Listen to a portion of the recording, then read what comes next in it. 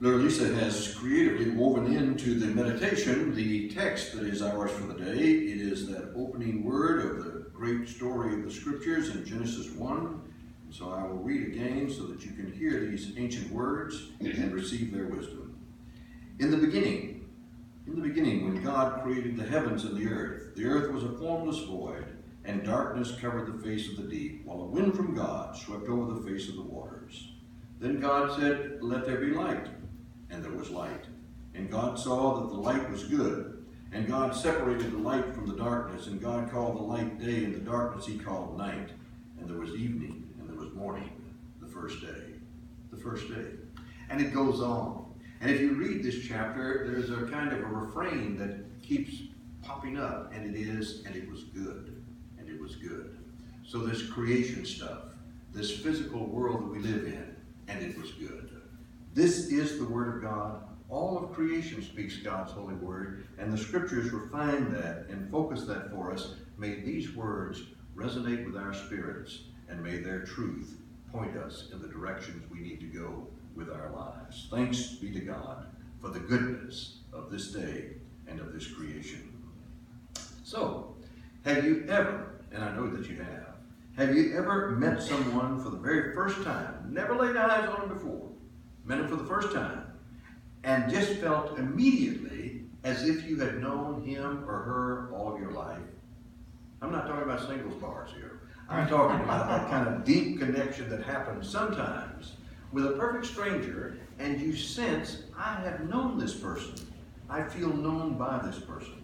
Or have you ever stumbled your way upon a place in the woods, or maybe by a lake, or maybe at a beach, and you suddenly felt a deep peace flooding your soul, and it was so good to be there and to share in that moment?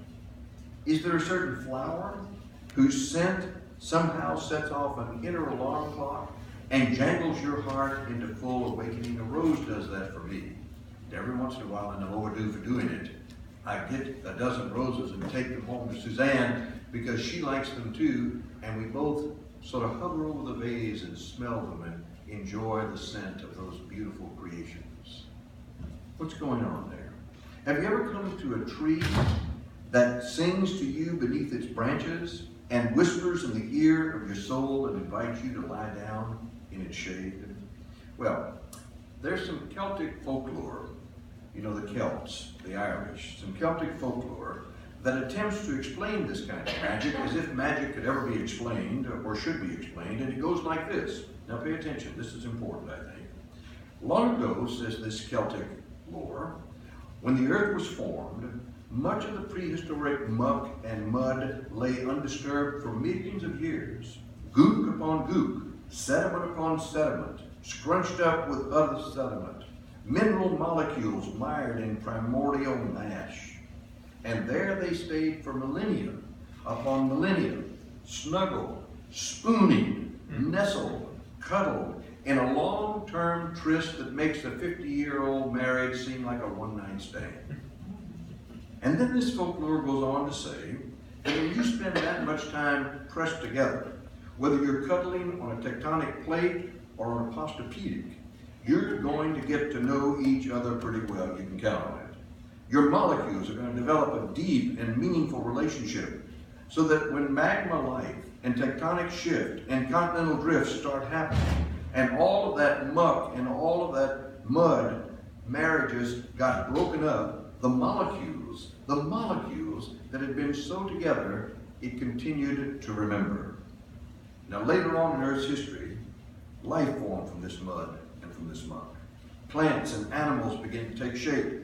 Amoeba became frogs and then little creatures that scurried out onto the ground. And somewhere along that line, humans, people like us, were poured from evolution's blender. But all of life, every little speck of it, every kneecap, every nostril, every gnat, every bug, was formed from the mud and the muck which had spent the first billion or so years cozying up together. So there you are, Celtic folklore, but deep truth. And there you are, bumbling your way through life, having completely forgotten your mud and your muck ancestry, when you bump into a fellow bumbler and you immediately sense a connection. Or maybe it's not a human that you connect with. It could be a tree, it could be a pond, it could be a bird, it could be a dog, it could be a bug. Something in you feels a deep recognition, a resonance with that other, a distant remembrance, which like a dream's Teflon coating allows nothing logical to stick on it. You simply feel a closeness with this person, or this place, or this rock, or this flower, and you think, sorry, the face is familiar, but I can't remember the name. What's that all about? This connectedness, this sense of being in a place that you've been at before, this sense of meeting a person that you've never met, but somehow you have known them before. Well, the Celtic tradition credits this bizarre familiarity with molecule memory. Your brain may have trouble remembering where you were yesterday, but your atoms remember their origins and their earliest bedrock partners. On a molecular level, says this tradition, your electrons flutter their little protons at a long-lost lover and whisper, "It's nice to see you again. It's nice to see you again." Now, all of this is where the Celtic tradition of Anam Cara comes from. Say that word with me, Anam Cara. Anam Cara. A-N-A-M-C-A-R-A, 2 words, Gaelic words that literally mean soul friend. And Anam Cara is that part of creation which your soul recognizes as a friend. It can be a bit of the earth or the sky that points to your soul and says, I know you, and I've known you for a long, long time. Your Anam Cara can be a plant, it can be mineral, it can be animal, it can be liquid, it can be solid, it can be cold, animate, inanimate.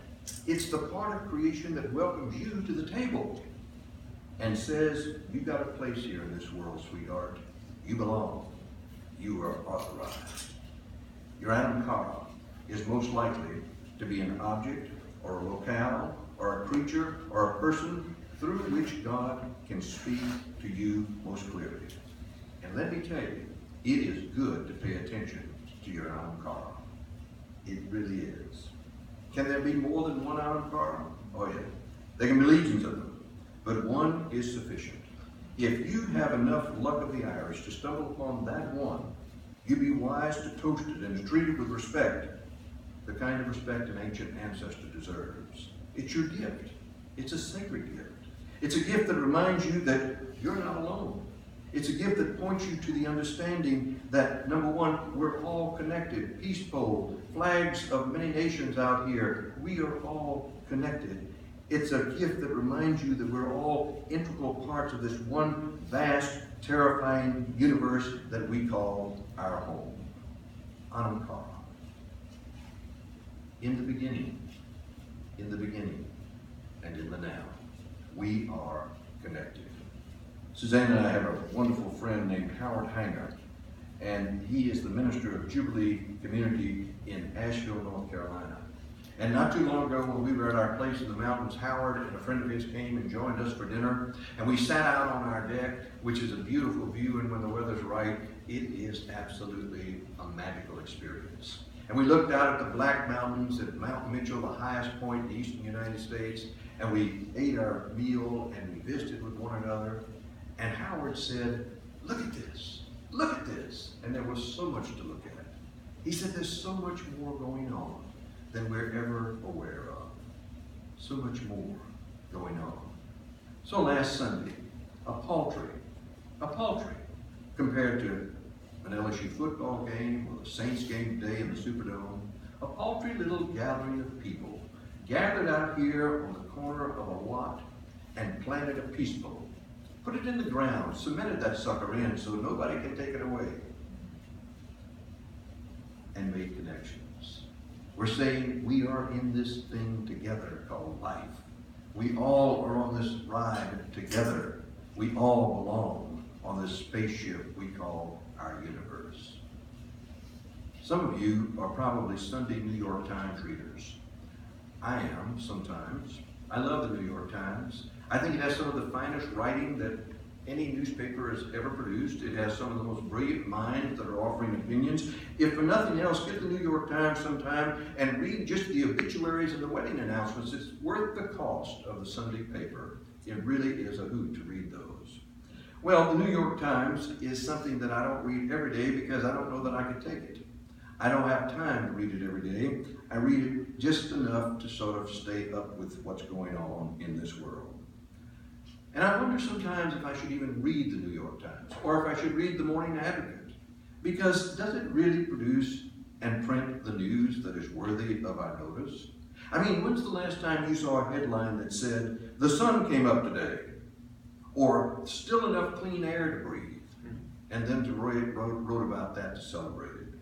So I want to suggest to you today, as we think about this connection, as we think about the anamkaras of our lives, that when we live with an awareness of that reality, what we do is discover some really, really good news. Some news that might be fit to print.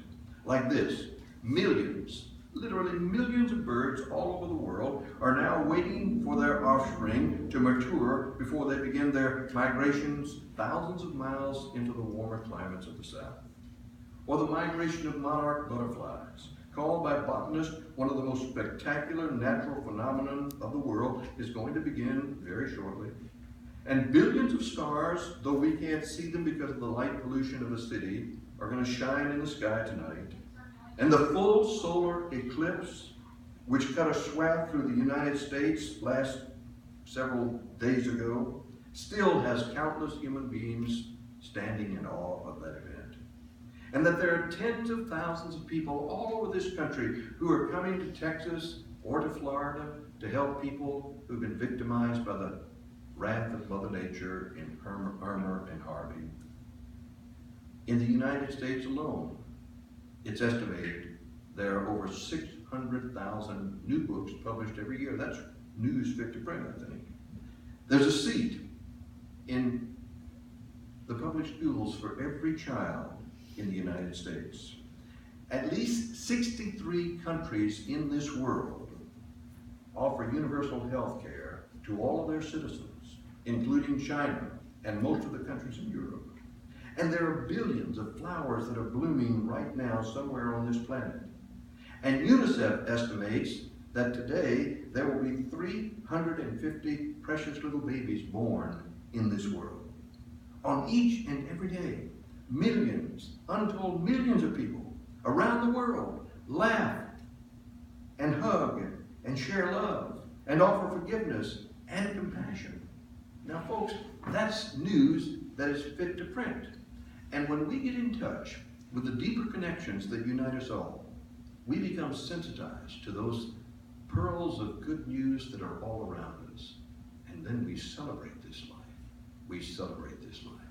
It makes a difference in who we are and how our days go. It's the difference between starting the day with a refrain that says, "Good morning, Lord," or, "Oh Lord, it's morning." Which is it going to be? As our friend Howard said, there's so much more going on than we're ever aware of. And if we can simply touch into that, simply accept that, then we, through the tweets and through the firings and through the snarky comments and the stock averages, we can get away from that and make the deeper connection with the anamkaras, the soul friends of our lives. Which is to say, on this day, every one of us makes some kind of news that really is fit to print. If you do an act of compassion, if you offer yourself in love to somebody else's need, that is worthy news, worthy news. And when those tiny, invisible actions are done, we're touching back to ancient stuff, to the time when perhaps our molecules blended together, and somewhere at a deep subconscious level, we're living out that connectedness that binds us all, that unites us in a common journey, that makes us truly potential soul friends for one another. Anamkara. The Celts have some great wisdom going. I was in Ireland several years ago. It was a misty morning, and one of those kinds of days that some people would groan over because it looked like it was going to be a yucky day weather-wise. It was chilly, and the mist made it even more so. And I'm standing out by the tour bus that we're going to be riding on for the day. And just me, early, outside. And the bus driver comes out, and he's got a spring in his step. And he greets me with a wonderful Irish accent that I'll not try to imitate. And he says, "It's a fine, soft morning, isn't it? It's a fine, soft morning." Voila! The day is transformed. The mist is okay. The coolness is accepted. It's a fine, soft morning. To delve deep into that ancient wisdom and to realize that we are really a part of something far more mysterious than ever we will find words to articulate is for my money to live our lives at a level of awareness and consciousness that electrifies each and every moment and makes each and every day the great gift that it is. So today, I say, to muck, to mud, to life that has birthed us all and brought us here. On cars, potential soulmates, soul friends for each and every one. It's all part of the whole. It's all part of the great design. There is so much more going on than we ever really know. There's a hymn we're going to sing that sort of beautifully captures what I've been trying to stumble through this morning. It's Weave, Weave. It's one of those hymns that'll take you a verse or two to get into the rhythm of it. Not always an easily sung hymn. It's number 212 in your hymnal. I invite you to take your books, open it up, stand up, let Jerry and Jude lead us through it. Listen to its words. They will bless you. 212.